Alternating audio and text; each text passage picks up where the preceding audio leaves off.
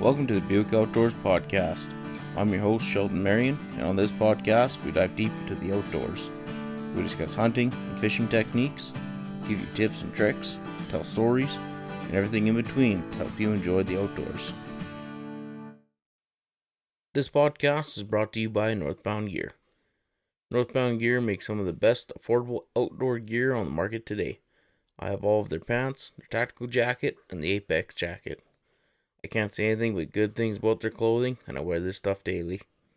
I just put the Adventure water resistant pants and the Apex waterproof jacket to the test on my latest overnight ice fishing trip, where the wind chill made the temperature drop down to minus 41 and it kept me warm and dry.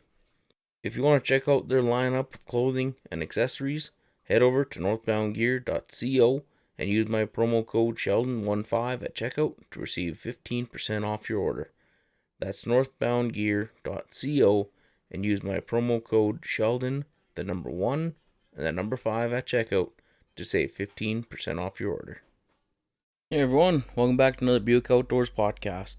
If you're new here, my name is Sheldon Marion, and if you're just listening to this and you're not watching it on our YouTube channel, you won't see that we're doing things slightly different today. Today we're set up in the living room beside the fire. So we have the nice little fire going. You might hear some weird noises from time to time. We are in the living room, not in the office. So Shelby there, she has her rabbits tucked in the corner there. And we got cats running around. My dogs are sitting beside me. But that's just part of our life, you know. It's nice having this podcast where I can kind of sit down with you guys, relax a bit, and basically just have a conversation with you. Also, if you are watching this on YouTube, I really appreciate that. Please subscribe to the channel. And if you're kind of getting busy, whatever, and you want to take off and actually just listen to this, we're on all major podcast platforms. So we're on Spotify, Apple, Google, iHeartRadio. Just search up the Buick Outdoors Podcast, and you'll be able to find us on all major podcast platforms. But anyways, recently there was a bit of an incident just outside of town on the old walking trails there out by Beaton River.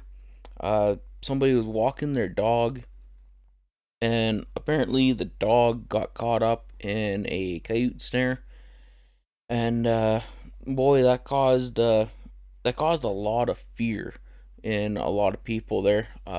I was really surprised it actually didn't cause much for like hatred towards trapping and stuff like that, but I think it was because there's a couple of us that kind of jumped on the subject really fast and basically just educated people on what it was. And then there was also some people that were trying to educate, but they didn't quite know what they were talking about, kind of a thing. They had the right mindset, but yeah, their facts were quite a bit off. The one there, they're saying that, you know, you might have been on private property, and on private property there's traplines, which is true, but also the realization and like the reality of it all is that the entire province is a trapline. So anytime you're on any crown land, you are on a trapline. Whether or not it's actively being trapped is up to the trapline owner. So I kind of had to step in there. Well, I didn't have to, but I really wanted to, just to kind of clear things up for people and to just educate them a little bit on, you know, kind of like the hazards that you run into when you're on crown land. And basically, I'm just gonna tell you what I told them and kind of bits and pieces of the conversations and stuff. And it happened a couple weeks ago, so my memory might be a little foggy on exactly what was said, but I mean, you'll get the gist of it. So basically, the entire province is a trapline, or a set of traplines. And what a trapline is basically a chunk of land that you own the rights to trap the fur-bearing animals. And a fur-bearing animal is being like squirrel, marten, lynx, coyote, fox, anything like that, where you actually harvest the animal for the fur and not necessarily for the meat. Uh, and with trap lines, it's not like a big square. It's not a pipeline. It's not a straight line. The borders of a trap line usually go by the height of land. So if you're up on like a mountain ridge or something like that, or even like a little hilltop, they'll go by that. A lot of times it goes by rivers and creeks. Sometimes roads. Not It's not very often it goes off of roads, because a lot of times roads weren't exactly there when they made the borders. But the odd time it does, or it's relatively close, kind of a thing. Uh, Sometimes it goes off latitudes and longitudes and stuff, but there's not an actual physical thing that you can really see. It's not like a fence line that's going to be there. Uh, Basically, you have to look at the maps themselves to see where the actual trap line borders are. Uh, and part of the borders is that there is private property and crown land, and 99% of the time it's way easier to trap on the crown land than it is onto the private property. So just because you're on either or doesn't make it safe for you. There can be traps pretty well anywhere. And but with that being said, though, too, is when you set a trap, it's in a extremely specific area and spot, and I'll get into that here in just a second.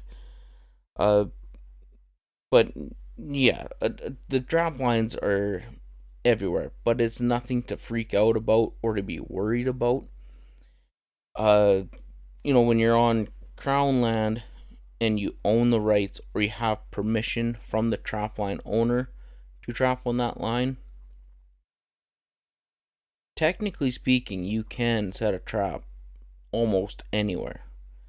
However, a respectful trapper isn't going to go on a walking trail. He isn't going to go where a lot of public people go, or a lot of public access is. Uh, for the most part, it is just out of respect for the people, but it's also because our stuff gets stolen and destroyed quite a bit if you do that. And, if you're on like a dog walking trail, I think your stuff pretty well should be. I wouldn't advocate for you to do that, but that's not exactly what I would call an actual trapper. I think that's more of a poacher and a guy who's just being a peckerhead and watch too many mountain men shows or Yukon men or something like that. He's not an actual trapper. He's just an idiot in the bush with a piece of steel that he sort of kind of knows how to use it.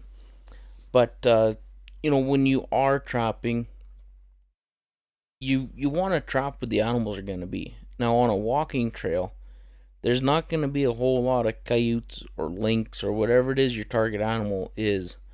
That's going to be walking around there, because there's just too many people there. So I mean, like, really, the chance of you trapping a dog or somebody's kid or something like that poking a stick around, that's pretty high. But the chances of actually getting the animal that you're going after are extremely low. So there's no reason whatsoever to trap on like the main walking trails and stuff. With this dog incident, I actually talked to the trapper, and they were telling me that they were about 4 kilometers away from the trap, or not the trap line, from the walking trail, and they were about 100 yards off the main road, down a hill through a bunch of brush, and they were saying that it was hard walking to get to where his snare was. So the chances of somebody actually going in there was extremely low. Why they were down there to begin with, I mean, whatever. People like to walk and explore, but if you're gonna go out to the walking trails, maybe stick to the walking trails, kind of a thing. But at the same sense, it is crown land. I mean, you can walk wherever you want. But just talking to the trapper, it was extremely deep snow. on a pretty nasty hill through some bad brush and stuff. So the reason why they were in there walking, I don't know. I guess they wanted to work out or something. But anyways, the dog was perfectly fine and okay. But then there's a lot of people just kind of saying that they were kind of worried and scared that their dogs or their kids or whatever was were gonna be getting into traps and snares, and they figured that people just kind of throw a snare out or a trap out, kind of willy nilly all over the place, which isn't the case whatsoever. When you go to trap, you need to know what you're doing in order to be successful. You have to really be able to funnel animals into a certain area. If you're using a snare, the snare isn't much bigger than the size of the head, and it has to be set at the certain height. The loop has to be set just right. You have to have guide sticks. There's a lot that actually goes into it, because when the snare goes, or when the coyote or lynx or whatever it is that you're going after, when the animal's head goes through that snare, the bottom of the loop touches their chest. As they continue to walk, it lines up and it kind of gets stretched out almost. So in that way, when it actually does engage, it tightens up on the animal's body power. So they're walking through, they touch that cable, they keep walking, and it comes up at a perfect angle where that lock and slider comes down between their ears. The cable runs between the jawline, and it doesn't choke them out. What a snare does is it blocks your main arteries going up to your brain. So it stops the blood going to your brain. It knocks them out real quick, and with no blood supply going to the brain, it kills you extremely fast. There's a lot of misconceptions and a lot of misleading information on trapping. And, a lot of times when you see a snare, you think of like a noose. This isn't the Wild West days. You don't sit there and wait for them to go through and then the floor drops out underneath them and you break their neck, kind of a thing. It stops the blood flow going to the brain. It's just like somebody putting a triangle choke on you. Once you squeeze, that blood stops, you'd get knocked out, and if you held that squeeze there, you'd be dead just in minutes. You would die in your sleep, basically. So there's really no pain and suffering in it whatsoever. And then when it comes to footholds, I think with a lot of people, when they hear footholds, they kind of get taken back to like an old Disney cartoon where they think of this great big bear trap that's a huge chunk of steel and it has teeth in it, and when you step on it, it breaks your legs, and which is not the case whatsoever. There is so many laws and rules and regulations that go into even like the design of a trap. For us, we always use the Victor number 3 4-coil soft catch for coyotes. And even when you look in the back of regulations, there is a list of traps that you are allowed to use. And that is it. If you use any other ones, it's illegal and you get fined, possibly lose your trapping license and your trap line and everything that goes with it. So they take it very seriously. And for the number 3 4-spring or 4-coil footholds, there's a 4-coil and there's a 2-coil. The difference is just the strength of the actual hold that it puts on the animal. The 2-coil, you can use that on lynx, but the 2-coil, you can't use that on a coyote because there's not enough tension to squeeze and hold it there.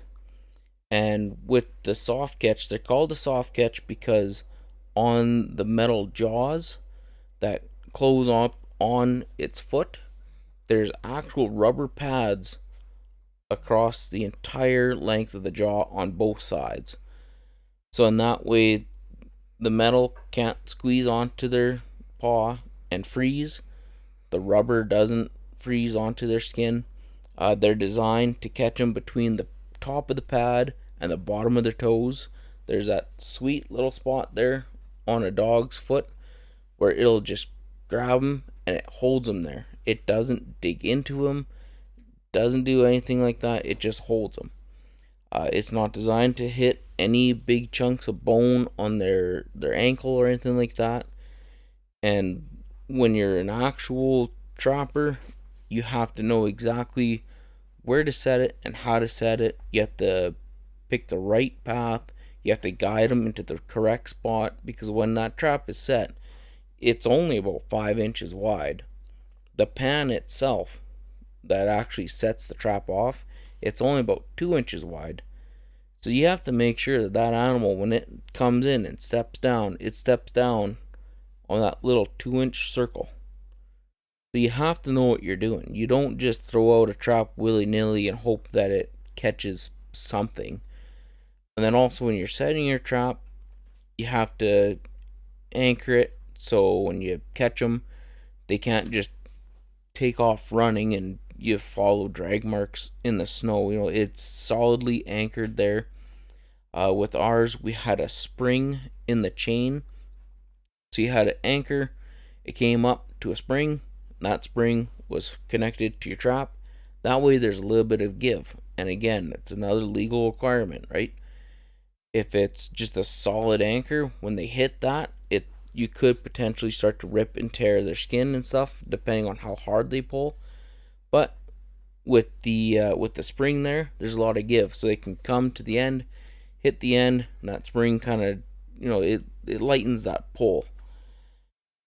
So when you're going to set your trap too, you have to make sure that you bed it properly. And what that means is when you set your trap on the ground, it can't move. Because if you set it down and you push on the side and it angles up at all, you're not going to get them to step on that little 2-inch circle. They're going to hit the side of the pan or one of the springs or something like that, or corner of the jaw, and it's just going to flip it up and it's going to miss them. Or that's when you might get a bad catch too. If you set it up, got a cat. If you set it up and it's not quite bedded right, that's when you can run into the problem of catching them kind of by a toe or something like that. But that's when it's up to the trapper to do his job, do his due diligence, and make sure he actually knows what they're doing.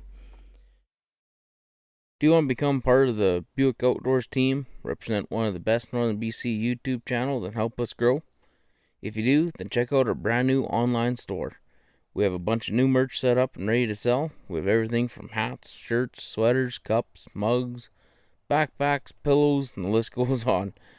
It's also made for men, women, children, toddlers, and we even have something for your pets. We have several designs to choose from and a bunch of different colors and sizes. Head over to shop.spreadshirt.ca/Buick Outdoors to check it out. That's shop.spreadshirt.ca/Buick Outdoors and join the team today. So part of educating all the people there that were on that one little post, I basically told them everything that I just said, just in a condensed form. I didn't go on some great big huge rant or anything like that. But basically I was letting them know and kind of giving a peace of mind that a good trapper isn't going to just throw a trap out willy-nilly. I mean, if it's like some little kid out running around trying to learn the ropes of trapping, like, for one, good on them, but they should be doing it responsibly. But this was a full-grown adult who was doing it legally, and basically I was letting them know, like, they're not going to be anywhere near that walking trail. They also told me that I think he was a couple kilometers away from any walking trail whatsoever, so there should never be people going where he had snares set. So I really want to give people kind of like a peace of mind. Another thing that came up was one of the people they're saying that if they see any traps or snares, they're gonna pull them down or destroy them or whatever. And I've had that happen in the past, so I really want to make sure that was clear to them that it is unlawful and illegal to destroy or tamper with any legally set trap or snare. Uh, Unfortunately, for just regular old people, you're really not gonna know what's legal and what's illegal. So the best thing to do, I said, was to just call up the COs, let them know where you found these traps at, where you found these snares at. Tell them that there's just a general concern uh, for people's safety or the safety of their pets. And then the COs will do their part. They'll get a hold of the trapline owner, and then they kind of just go from there. Whether it's the trapline owner or from somebody who has permission from the owner to trap in the area, and then they'll basically ask them to move it out of respect for other people. But for the most part, like, technically speaking and legally speaking, I really don't think they would actually have to, because if they have the rights to trap on crown land, just because there's a walking trail doesn't mean that they can't trap there. But any actual good ethical trapper would never set anywhere near close to that stuff. And in this case, the guy, they were a long ways away from it. Another thing people are asking is, why don't you put up like active trapline signs and stuff, or ribbons? Because you can get little warning signs and stuff saying, hey, caution, active trapline in the area. Please keep dogs on leashes. You can also get like yellow, kind of like caution tape, but it just says active trapline. And we tried doing that on one of our traplines. But basically, what happened there was it invited people in to actually search for our traps and our snares, and it was just bad. We never really had much of issues with people tampering with our stuff. The odd time, there was a couple of traps that were stolen from us that were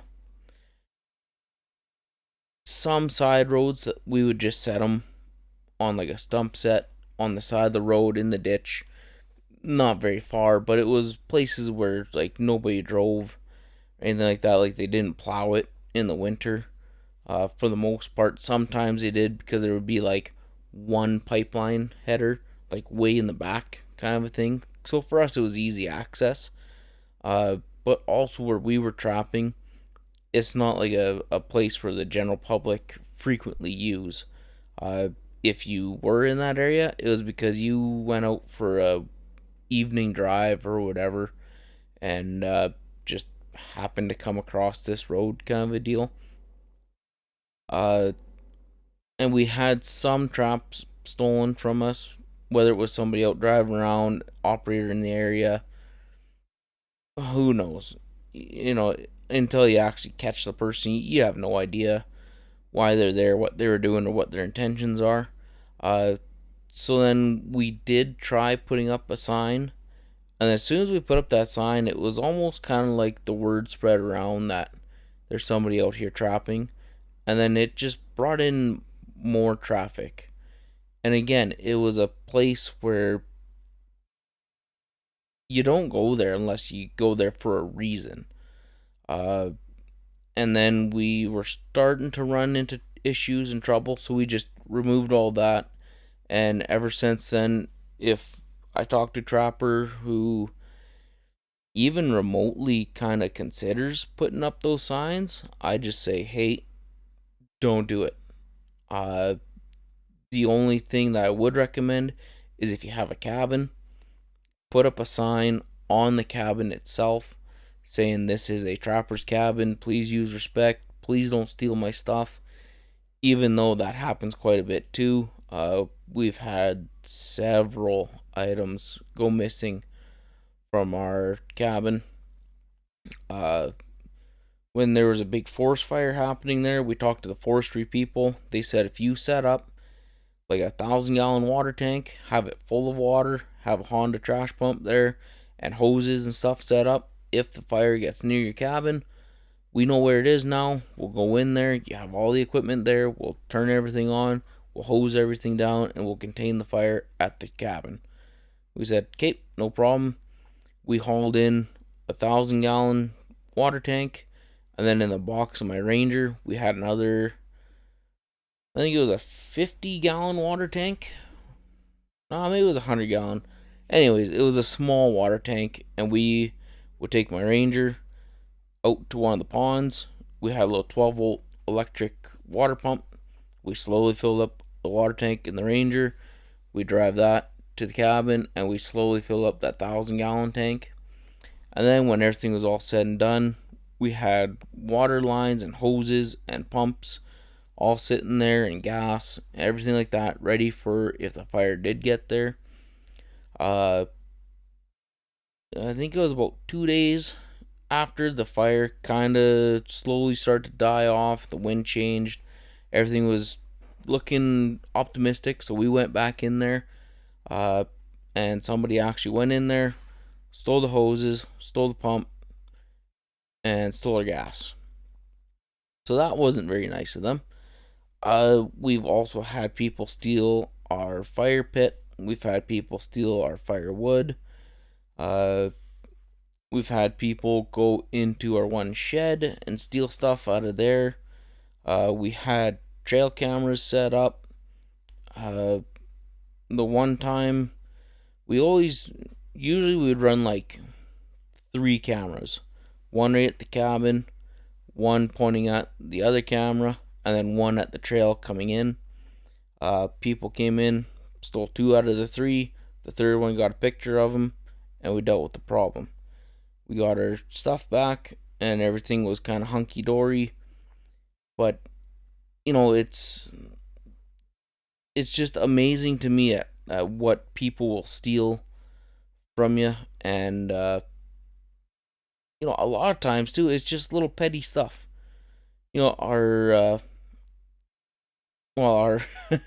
our fire pit was just one of the metal, what the heck are they? Like the metal stands that you get at Canadian Tire. Kind of has like a little shield on it too that you can pull off and put back on, and it was nice. They're cheap too. They're like $100. So like the money thing wasn't the issue. The issue was somebody went in there just to steal our fire pit, and that we ended up actually finding just up the road on a little pull out. So they stole it from us, took it up the road, had a fire, left it there. Like, I don't know. People are strange and weird. In the shed, people were stealing things like firewood, lawn chairs, bear spray, just real oddball, stupid stuff. The cabin was always locked. So luckily nobody went into that cabin. Another issue that we've had too was we had a cabin that actually got burnt down. That was not a fun one because we bought the trapline, we built the cabin, and then I think it was the following year somebody burned it down. And what was really, really, really irritating with that is when we called up the cops and we said, hey guys, this is what happened. We have a registered trapline. We have a registered cabin on that trapline. Here's the tag number. Everything goes with it. Everything's legal. Somebody came in. They burnt it down. We would like to find out who and then press charges. And the cops basically said, we'll open up a file. Get out of my office. So we sold that trapline. And that put a really bad taste in my mouth for the police around here. The respect that they had for us was just bare minimum. It was pretty well like wiping the dirt off your shoes as you walk in the door, and then that was about it. So, when it comes to trapping and owning traplines and owning cabins and stuff, it is phenomenal to have. You'll have the greatest times of your life, but you have to be extremely cautious with the general public. And then, I also just like to educate people on this kind of stuff because for the most part, people don't really know anything about it. Uh, Trapping is one of those things where it's a lost art now. Uh, Even what I'll call back in the day when my dad was, like 40 years old, we would go to a lot of the trapping conventions. It's where like a lot of the BC trappers all get together. Usually we rent out kind of a hall or like a rec center and stuff like that. And there is all sorts of vendors and stuff that come in there. There's people that sell their knives, skinning, stretching boards, fleshing beams, fleshing knives, mini gun shows. BC Trappers Association puts on like seminars on how to properly skin animals so you can get the highest profit for your hides and you have the proper care of your hides. And it's a great time. Uh, but when my dad was like 40 and now he's even in his getting into his 50s, he's considered one of the young guys in the industry. For the most part, trappers now, like the old timers, they're 80, 90 years old, and it's a very sad thing, but they are all slowly dying off. And when you're in your 40s or 50s and you're considered the young guy, the up and comer, the industry is in bad shape. And it's one of those things where there's just too many kind of broken, bleeding hearts that really don't know what it is that they're talking about, and you try to educate a lot of people, and for the most part, people just don't want to take the education. They just nope, trapping equals killing, which is bad, and that's just where they leave it at. There's still a big market in parts of Asia, Russia, Europe, kind of a thing. Uh, but almost everything in kind of North America has just dive bombed downhill. There's even some states that are just outlawing trapping and selling of wild fur, which I don't understand the reasoning behind it other than animals are cute and cuddly. Uh, and it's slowly just a dying industry. And even just to get into it nowadays, it is extremely hard. You can't, it's not like when you watch Mountain Men or Yukon Men or whatever. They kind of portray it as long as you have traps, you can go out and do it willy nilly wherever you want. Uh, you have to have a license for it. To get that license, you have to take a multi-day course. You have to pass a exam, a written one, and a physical exam.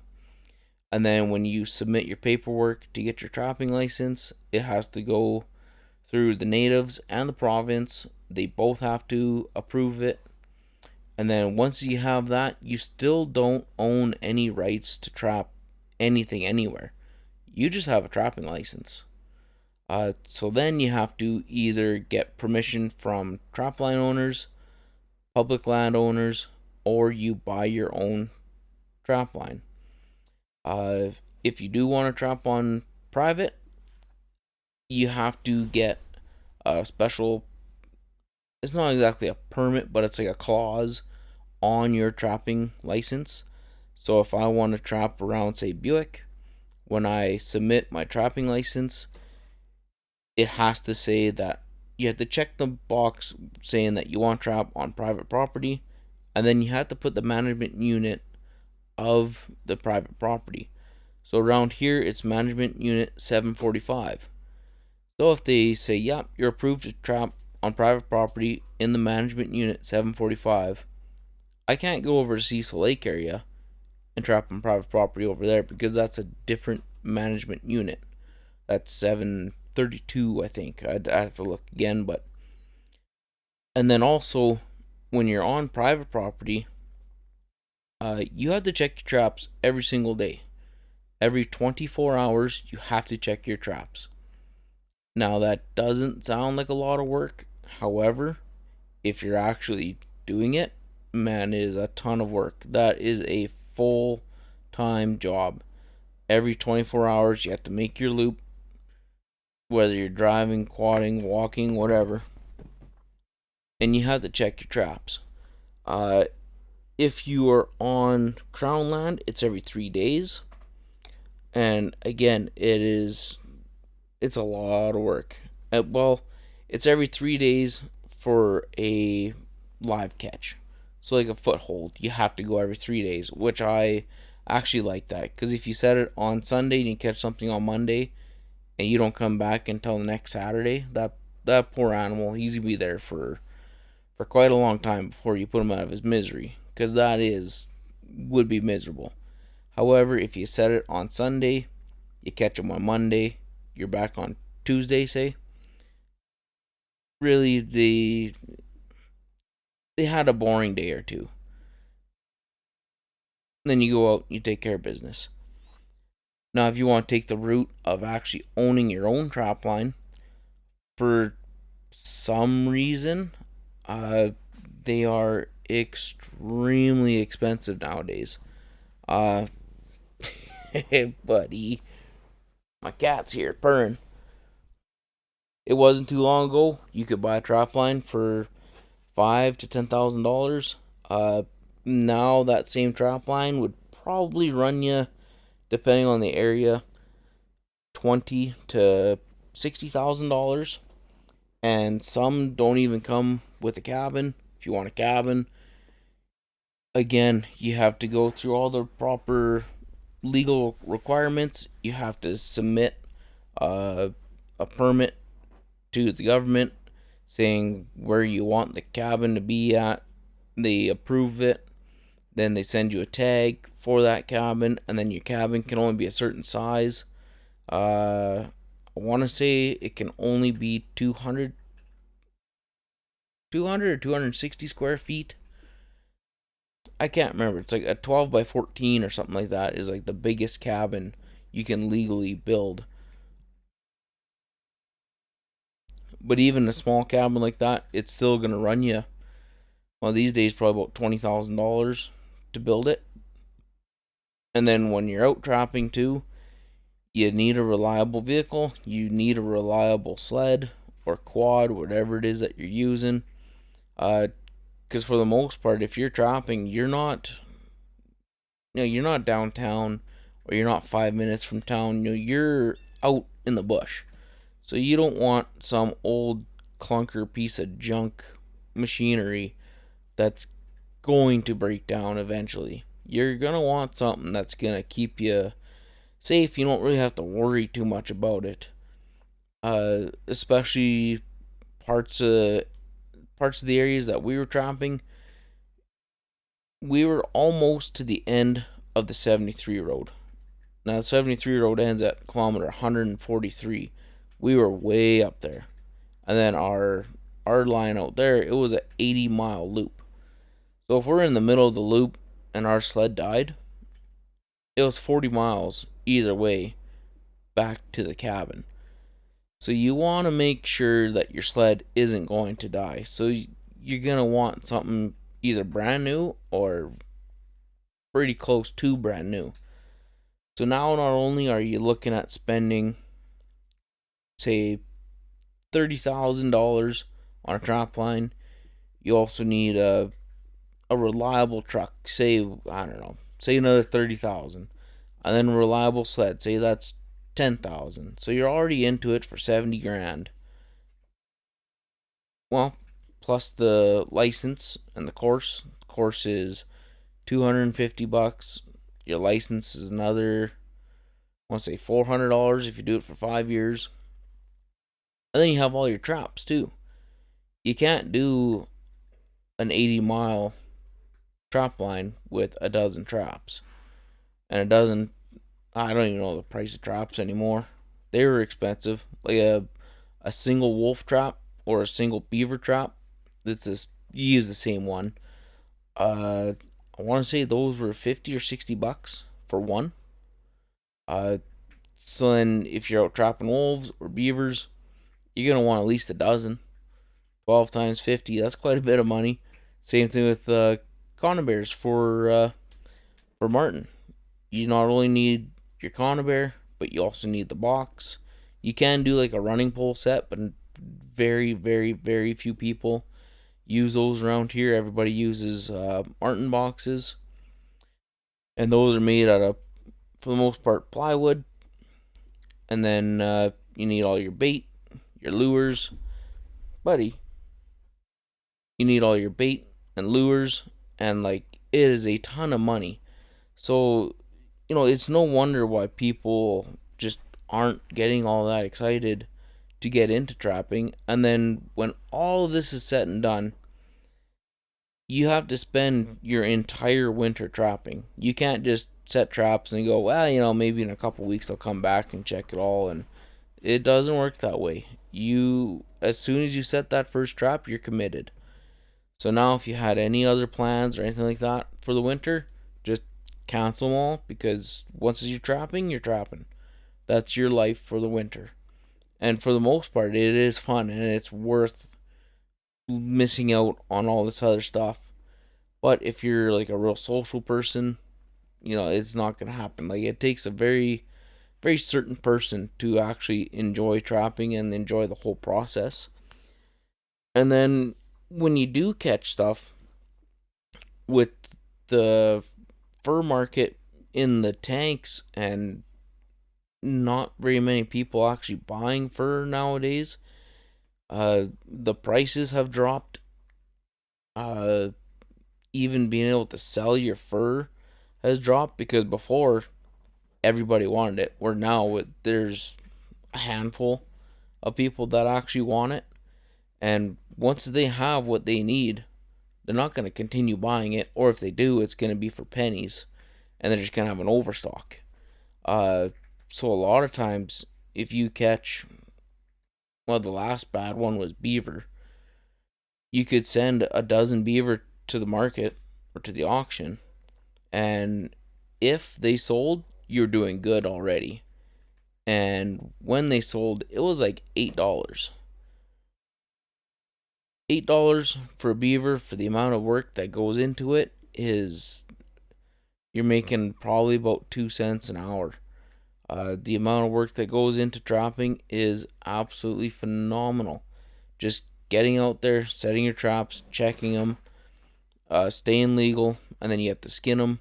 You have to have the proper hide, take care of the hide properly, take care of the fur properly. You need your stretchers. The amount of work that actually goes into it, you're not going to make any profits whatsoever. And for the most part, people don't want profits, but they do want to make back some money, even if it's just to pay for the gas in their sled. These days, it's extremely hard just to break even on your fuel bill. Now, if you have nothing else going on during the winter, it's no big deal. Like if you go ice fishing or something like that, sure, you're gonna spend some money on some of your equipment and on fuel and stuff, and at the end of the day, you catch a couple fish, maybe. And that's, you kind of take the good with the bad. But with the trapping aspect of things, it costs so much money, and you get very little to nothing in return. So the new generation coming up, like, there's real no drive for them to do it. Plus, everybody's so connected with their cell phones and computers and stuff like that now. Nobody's really in it for like the nature aspect. For me, living out in the country, I have bird feeders and stuff because I love listening to the birds. Where people in town, they'll say, "Hey, shut those birds up," kind of a thing, right? There's just no connection to nature anymore for a lot of people, so they don't even have that aspect. So like the fur industry, it's in really, really bad. It's just in trouble right now, and know, I don't know if we're able to really pull out of it or not. It's a great hobby to do, and it's fun and it's enjoyable. But when you're all the troubles that kind of go with it, and now the general public kind of start to attack you a little bit here and there. It's really hard to justify getting into it. For me, I got out of it just because I couldn't keep up to the legal requirements. And for one, I didn't want to be illegal. For two, I I could not leave an animal to suffer. I even though I hunt, I fish, use the trap, we don't do it for the killing aspect of it. If we did, there'd be a lineup of people outside the nearest slaughterhouse that are willing to work for free. Uh, we do it for the respect of the animals, to get outside, to enjoy nature, to just kind of connect with everything, and to get away from the hustle and bustle of everything. And like that side of life just isn't there anymore for a lot of people. For me, it's just sad to see kind of like Canada's basically oldest industries slowly dying out. And for the most part, it's just because of people really not being educated. If you look back in our history, any town that has like the name Fort in it, it was an old trading post. And those trading posts were built for the fur industry. But, it's all slowly kind of coming to an end. It's kind of dying out. People don't realize a lot of the history with it, or actually what goes into it, and how ethical it actually is. Even when you go out to trap and you kill an animal, people say, let nature take its course. I've seen what happens when nature takes its course, and I would much rather get caught up in a snare or a trap and be taken out by a trapper. Uh, Nature is a cruel, cruel bitch, and you do not want her taking care of you. But, anyways, guys, I think that's where I'm going to end this. We're going to wrap her up here. If you have any questions about trapping or the fur industry, I haven't really been in it for the last couple of years, but I can definitely try to help you out, understand some more, educate you a little bit. Or you can check out any Trappers Association pages.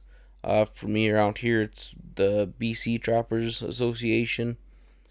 Uh, you know, Go onto their website, read up on it. You can send an email to the secretary, president, vice president, whatever, and you can talk to those guys directly, and they'll have all the info that you could ever need, and all the up-to-date info too. With me being out of trapping for the last little bit, there might have been some changes here and there that I don't know about or that I'm aware of. Basically, just I'm not paying attention to it, right? But anyways, guys, I really hope you liked listening to this and watching this. Again, if you're just listening to this and you want to watch it, just go to our YouTube channel called Buick Outdoors. There's even just a podcast playlist on there. If you want to watch them all, or just watch one, watch parts of it, whatever, do your thing. And then also, if you're watching this and you want to listen to it, we're on all major podcast platforms. Just search up the Buick Outdoors Podcast, and you'll find us. We're on Apple, Google, iHeartRadio, Spotify. I'm sure there's a few others that I'm forgetting, but yeah, guys, really hope you enjoyed this. If you're watching it, give it a like, comment, subscribe to the channel. If you're listening to this, maybe give us a review. 1 star if you like, or if you didn't like it. 5 stars if you did like it. And yeah, guys, we'll catch you on the next one.